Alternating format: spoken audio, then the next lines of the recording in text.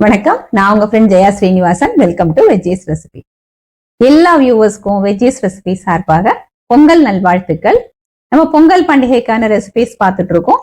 அந்த வரிசையில இன்னைக்கு பொங்கல் மறுநாள் பண்ணக்கூடிய கலந்த சாதம், அதுல புளிக்காய்ச்சல் எல்லாருமே பண்ணுவோம். புளிக்காய்ச்சல் பண்ணும்போது எப்பயுமே கொஞ்சம் குவான்டிட்டி நிறைய ஆயிடும், மிச்சமாயிடும். அது ஃப்ரிட்ஜ்ல வச்சு ரொம்ப நாளைக்கு நம்ம யூஸ் பண்ற மாதிரி இருக்கும். அப்படி இல்லாம ரொம்ப அளவா, அதாவது 4 பேர் இருக்கிற ஃபேமிலிக்கு ஒரு தடவை சாதம் கலக்கிற அளவுக்கு புளிக்காய்ச்சல் கம்மியான குவான்டிட்டியில எப்படி பண்றது அப்படின்னு பார்க்க போறோம். ஒரு 1/2 கிலோ ரைஸ் இருந்ததுன்னா நம்ம இன்னைக்கு பண்ணக்கூடிய புளிக்காய்ச்சல் கரெக்டா இருக்கும். 2 பேர் இருக்கோம்னா பாதி நம்ம கலந்துட்டு மீதியை ஃப்ரிட்ஜ்ல வச்சுட்டோம் அப்படின்னா ஒரு 10-15 நாள் கழிச்சோ இல்ல ஒரு மாசம் கழிச்சோ கூட நம்ம திரும்பவும் புளியோதரை கலந்துக்கலாம். நம்ம கம்மியான குவான்டிட்டியில பண்றதுனால ரொம்ப சீக்கிரமா ஆயிடும், நமக்கு டைமும் வேஸ்ட் ஆகாது. ஃபர்ஸ்ட் டைம் சேனலை பாக்குறீங்கன்னா ப்ளீஸ் சப்ஸ்கிரைப் பண்ணுங்க. பெல் ஐக்கானை கிளிக் பண்ணி ஆல் ஆப்ஷன் கொடுத்துட்டீங்கன்னா நான் போடக்கூடிய எல்லா வீடியோஸும் குவிக்கா உங்களுக்கு ரீச் ஆகும். வாங்க, ஈஸியா 4 பேருக்கு தேவையான அளவு புளிக்காய்ச்சல் குவிக்காவும் அதே நேரம் டேஸ்டியாவும் எப்படி பண்றதுன்னு பார்க்கலாம். புளிக்காய்ச்சல் பண்றதுக்கு ஒரு பெரிய நெல்லிக்காய் அளவுக்கு நான் புளி எடுத்துருக்கேன். நான் டைட்டா பிடிச்சு காமிக்கிறேன். இந்த அளவுக்கு நான் எடுத்துருக்கேன். இதை நான் வாஷ் பண்ணிட்டு வெந்நீர்ல ஊற வச்சிட்டோம் அப்படின்னா 10 நிமிஷத்துல ஊறிடும். ஆனா திக்கான புளி ஜலமா நம்ம கரைச்சி எடுத்துக்கணும். ஸ்டவ்ல ஒரு கடாய் வச்சிருக்கேன். 1/2 டீஸ்பூன் வெந்தயம். வெந்தயத்தை நல்லா செவக்க வறுத்துக்கலாம். வெந்தயம் பாருங்க செவக்க வறுத்தாச்சு. இது இப்ப வேற பிளேட்ல எடுத்துக்கலாம். சூடு ஆறினதுக்கு அப்புறம் பவுடர் பண்ணி எடுத்துப்போம். அதே கடாயில 1 டீஸ்பூன் கடலைப்பருப்பு, 1/2 டீஸ்பூன் மிளகு, 1 டீஸ்பூன் எள்ளு, 2 காஞ்ச மிளகா, இது எல்லாத்தையும் நல்லா வறுத்துக்கலாம். பருப்பு செவந்து வரும்போது 1 டேபிள் ஸ்பூன் மல்லி சேர்த்துக்கலாம். மல்லியை கடைசியா சேர்த்து வறுத்துக்கணும். அப்பதான் நல்லா வாசனையா இருக்கும். மல்லியும் வறுப்பட்டு நல்லா வாசனை வருது. இப்ப நம்ம ஸ்டவ் ஆஃப் பண்ணிக்கலாம். இது சூடு ஆறட்டும். அதுக்கப்புறம் நம்ம பவுடர் பண்ணி எடுத்துப்போம். வெந்தயத்தை தனியா பவுடர் பண்ணிக்கணும். நம்ம வறுத்துருக்கோம் இல்லையா, இதையும் நம்ம தனியா பவுடர் பண்ணி எடுத்துக்கணும். ஸ்டவ்ல அதே கடாய் வச்சிருக்கேன். 3 டேபிள் ஸ்பூன் நல்லெண்ணெய் விட்டுக்கலாம். புளிக்காய்ச்சலுக்கெல்லாம் கொஞ்சம் நல்லெண்ணெய் நிறைய விட்டாதான் நல்லா இருக்கும். எண்ணெய் சூடானது நல்லா ஒரு பெரிய கட்டி பெருங்காயம் சேர்த்துக்கலாம். பெருங்காயம் பொரியும் போது இப்படி லேசா பிரஸ் பண்ணி விட்டோம்னு வச்சுக்கோங்களேன், உள்ள வரைக்கும் நல்லா பொரிஞ்சிரும். பெருங்காயம் நல்லா பொரிஞ்சதும் 1 டீஸ்பூன் கடுகு. கடுகு பொரியும் போது 1 டீஸ்பூன் உளுத்தம்பருப்பு, 1 டீஸ்பூன் கடலைப்பருப்பு, நல்லா கொஞ்சம் ஹீப்டு டீஸ்பூனா நம்ம எடுத்துக்கலாம். இதோட ஒரு 7 காஞ்ச மிளகா நான் எடுத்துருக்கேன். இந்த மாதிரி சின்ன சின்னதா உடைச்சு நம்ம போட்டுக்கலாம். பருப்பு செவந்து மிளகாய் நல்லா வறுபடுற வரைக்கும் வறுத்துப்போம். லாஸ்ட்ல 2 டேபிள் ஸ்பூன் வறுத்த வேர்க்கடலை சேர்க்கிறேன். வறுத்த வேர்க்கடலை அப்படிங்கறனால கடைசியா சேர்த்திருக்கேன். ஒரு பச்சை வேர்க்கடலை சேர்க்கிறோம் அப்படின்னா ஆரம்பத்தையும் நம்ம சேர்த்துக்கலாம். இதெல்லாம் வறுபடுறதுக்குள்ள வேர்க்கடலையும் நல்லா வறுபட்டுடும். பாருங்க, பருப்பெல்லாம் நல்லா செவந்து வந்துடுது, மிளகாயும் நல்லா வறுபட்டாச்சு. இதுல கொஞ்சம் கருவேப்பிலை சேர்த்துப்போம். இதை ஒரு தடவை வதக்கி விட்டுக்கலாம். இது நம்ம கரைச்சி வச்சிருக்கிற புளிஜலத்தை விட்டுடலாம். இப்படி ஓரத்துல இருந்து விட்டோம்னா எண்ணெய் தெறிக்காம இருக்கும். இதுல 1/2 டீஸ்பூன் மஞ்சள் பொடி சேர்த்துருவோம். மிக்ஸ் பண்ணி விட்டுக்கலாம்.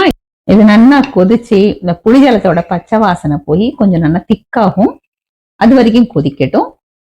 இது நல்லா கொதிச்சு வரதுக்குள்ள நம்ம வறுத்து வச்சிருக்கோம் இல்லையா, அது எல்லாத்தையும் நம்ம பவுடர் பண்ணி எடுத்துப்போம். புளிஜலம் நல்லா கொதிச்சு பச்சை வாசனை போயாச்சு.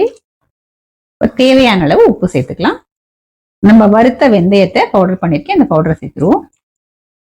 நல்லா மிக்ஸ் பண்ணிக்கலாம். அது சேர்ந்து கொதிச்சு இன்னும் கொஞ்சம் திக்காகட்டும். இதுல ஒரு சின்ன கட்டி வெல்லம் சேர்த்துக்கலாம். பவுடரா சேர்த்தோம்னா 1 டேபிள் ஸ்பூன் அளவுக்கு சேர்த்துக்கலாம். இது ஆப்ஷனல் தான். ஆனா வெல்லம் சேர்த்தா புளிக்காய்ச்சலோட டேஸ்ட்டும் நல்லா பேலன்ஸ் ஆகும். புளிக்காய்ச்சல் நல்லா கொதிச்சு எண்ணெய் பிரிஞ்சு வர ஆரம்பிச்சு பாருங்க. நம்ம வறுத்தது இதை போல நான் பவுடர் பண்ணிருக்கேன். இந்த பொடியை புளிக்காய்ச்சல சேர்த்துக்கலாம். நல்லா மிக்ஸ் பண்ணிப்போம். நம்ம புளிக்காய்ச்சல் கம்மியா பண்ணிருக்கிறதுனால இந்த பவுடரை நான் இதுலயே சேர்த்துட்டேன். நிறைய குவான்டிட்டியில பண்றோம் அப்படின்னா இந்த பொடியை நம்ம சாதத்துல தூவிண்டு அதுக்கப்புறம் இந்த புளிக்காய்ச்சல் அதுல சாதத்துல விட்டு நம்ம மிக்ஸ் பண்ணிக்கலாம். இப்ப பாருங்க, புளிக்காய்ச்சலோட கன்சிஸ்டன்சி கரெக்டா இருக்கு. நம்ம எடுத்துட்ட எண்ணெயில கொஞ்சம் மிச்சம் இருக்கு. அந்த நல்லெண்ணெயை இதுல மேல விட்டுடுவோம். நல்லா எள்ளு வாசனையோட புளிக்காய்ச்சல் பெர்ஃபெக்டா ரெடி ஆயிடுத்து. ஸ்டவ் ஆஃப் பண்ணிக்கலாம். இது சூடு ஆறினதுக்கு அப்புறம் நம்ம பாட்டில ஸ்டோர் பண்ணி ஃப்ரிட்ஜ்லயும் வச்சுக்கலாம். இல்ல ஒரு 4-5 பேருக்குள்ள சாதம் நம்ம கலக்குறோம்னா இந்த புளிக்காய்ச்சல் வந்து கரெக்டா இருக்கும். புளியோதரை மிக்ஸ் பண்றதுக்கு சாதம் பாருங்க நல்லா உதிரா பண்ணி எடுத்துட்டு இருக்கேன். தேவையான அளவு நம்ம புளிக்காய்ச்சல் விட இந்த சாதத்தை நம்ம கலந்துக்கலாம். இதை நல்லா மிக்ஸ் பண்ணிப்போம். புளியோதரை நல்லா கலந்தாச்சு.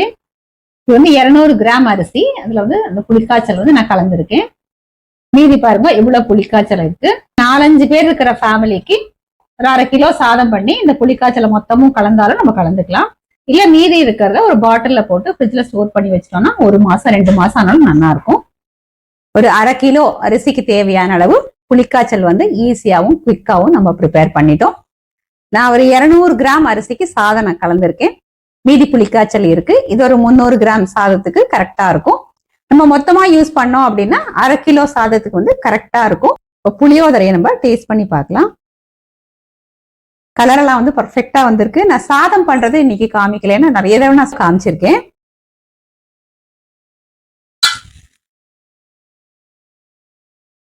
பிரமாதமா இருக்கு. இந்த புளிப்பு காரம் எல்லாமே பர்ஃபெக்டா இருக்கு. எள்ளு கொஞ்சமா வருது, இந்த பொடி பண்ணி போட்டிருக்கோம். நம்ம எள்ளு வேணும்னா சேர்த்துக்கலாம், இல்லைன்னா அதை அவாய்ட் பண்ணிக்கலாம், ஆப்ஷனல் தான். ஆனா எள்ளோட வாசனை எப்பயுமே வந்து புளியோதரையில ரொம்ப நல்லா இருக்கும். இது தொட்டுக்கிறதுக்கு வந்து அப்பளம் வடாம் எது பொரிச்சு சாப்பிட்டாலும் சூப்பரா இருக்கும். இல்ல சிப்ஸ் இருந்தாலும் நல்லா இருக்கும். இது நம்ம வந்து பண்டிகைக்கும் பண்ணிக்கலாம். நம்ம எங்கேயாவது டிராவல்ல எடுத்துட்டு போறோம் அப்படின்னாலும் வந்து பண்ணிக்கலாம். ஒருவேளை மிச்சம் புளிக்காய்ச்சல் இருக்கு அப்படின்னு நம்ம ஃப்ரிட்ஜ்ல வச்சிருந்தோம் அப்படின்னு 2-3 மாசம் ஆனாலும் இது நல்லா இருக்கும். இந்த மாதிரி அளவுகள்ல நம்ம பண்ணோம் அப்படின்னா கச்சிதமா பண்ணிக்கலாம், வேஸ்ட் ஆகாது. ரொம்ப நாளைக்கு வச்சுட்டு பழையது நம்ம சாப்பிடணும் அப்படின்னு அவசியமும் இருக்காது. நினைச்ச நேரத்துல பண்ணலாம், ஏன்னா ரொம்ப டைம் எடுக்காது. இந்த பேசிக் ஒர்க்ல இருந்து எடுத்துட்டா கூட மேக்சிமம் வந்து 20 நிமிஷம் தான் ஆகும். இதே மாதிரி இதே மெத்தட்ல இதே அளவுகளோட இந்த மாதிரி புளிக்காய்ச்சல் நீங்க ப்ரிப்பேர் பண்ணி புளியோதரை நீங்க கலந்து பாருங்க. டேஸ்ட் வந்து ஃபர்ஸ்ட் கிளாஸா இருக்கும். எல்லாருக்குமே ரொம்ப பிடிக்கும். கம்மியான அளவுகள்ல பண்ணும்போது அதோட டேஸ்ட் வந்து இன்னுமே நல்லா இருக்கும்.